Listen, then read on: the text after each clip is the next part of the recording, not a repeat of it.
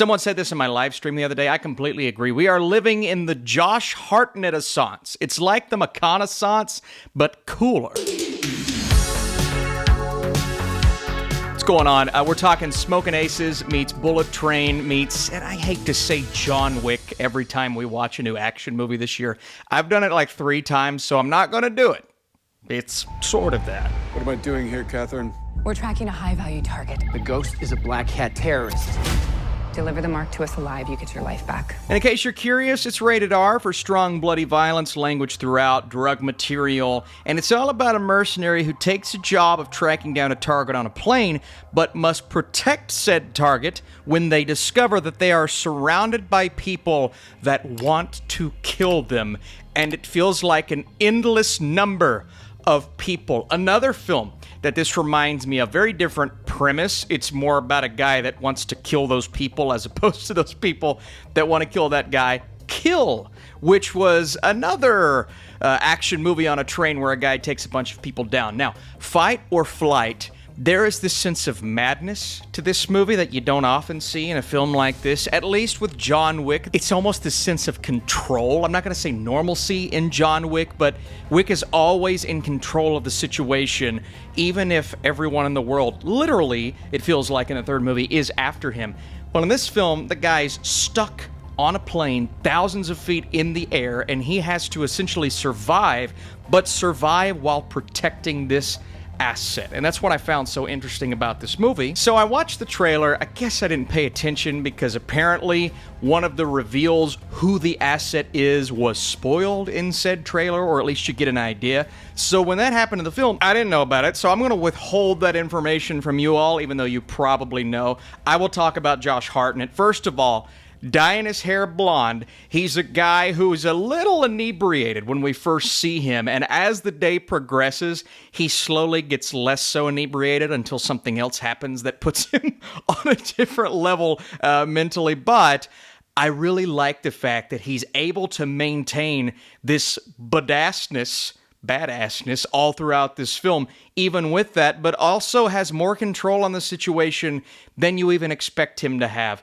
And I love the action that spawns from this. Now, filming something like this on a train or a plane or an automobile, there's a nod. There has to be a certain style of filmmaking that you utilize to do this, and I love the way the camera moved about the situation, showcased a lot of things happening, from the main action happening in the foreground to some insanity in the background. And I won't tell you where the plot goes, but inevitably, it's more than just Hartnett versus a bunch of people. There are others that get involved on his side, and ultimately you have numerous characters to focus on and numerous fights to focus on, and everything happening in the plane once we get there was pretty interesting. I'm not saying the plot itself is something that we've never seen before, especially in the beginning. It's super fun because I love the relationship between he and the asset that he's having to go after, but he's not protecting this asset in general because he's taking him in, but he wants them to survive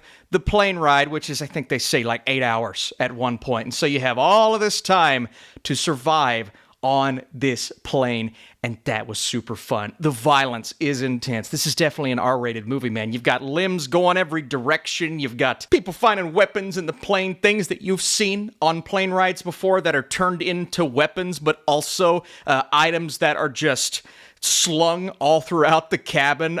There's one point where Hartnett just sprints down the cabin, screaming at the top of his lungs, basically saying, all right, I'm going to take every single person on I possibly can.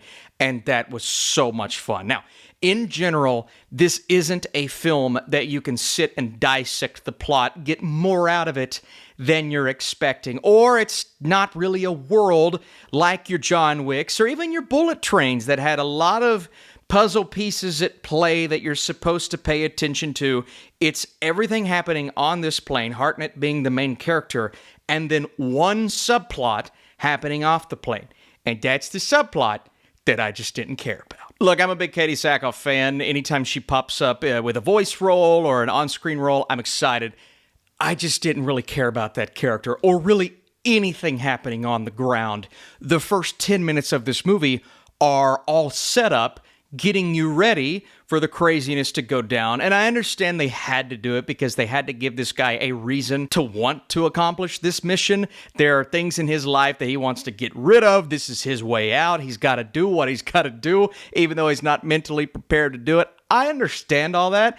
You could have done it quicker, but you also could have done it in a way that didn't focus as much on the people involved there later on in the movie, because every time we go back to Katee Sackhoff and this other person involved and some more things with that situation, not to spoil things, I just did not care nearly as much because you're taking everything, all of that momentum. And as a fan of what you just cut away from for the next 3 minutes, I'm thinking, can we go back to what was entertaining me and see less of the characters that I do not care about? Again, Sackhoff isn't bad, but when we are on the plane and we are setting up characters and getting to know other characters, that's what I cared about. Charithra Chandran, I hope I pronounced that correctly.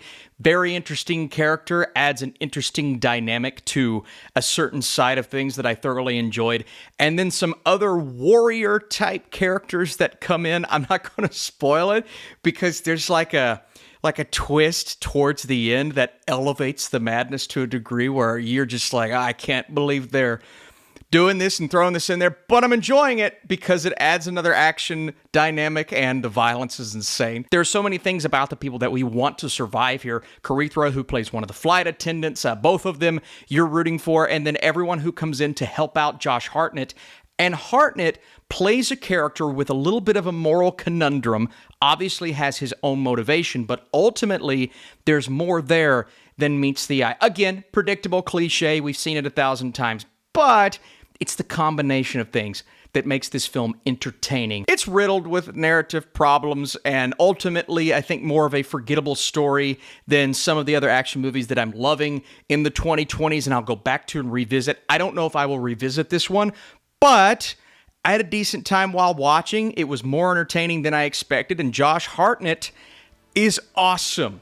More roles like this for him, and the way this movie ends, you never know what could happen. So I want to know, did you enjoy Fight or Flight? Are you watching it this weekend? Which one did you enjoy? Bullet Train, which has a lot more going on, or Fight or Flight that just doesn't take itself too seriously and delivers madness? If you want to support this channel, share this review with your friends and drop a like, of course. Fight or Flight is an outrageously entertaining action flick that has a lot to offer from that standpoint.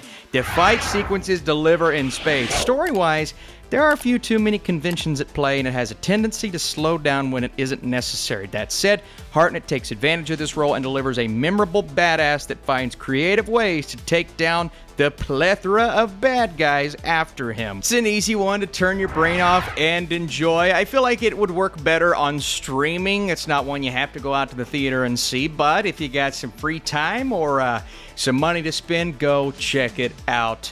You may not regret it. Wow, what an endorsement.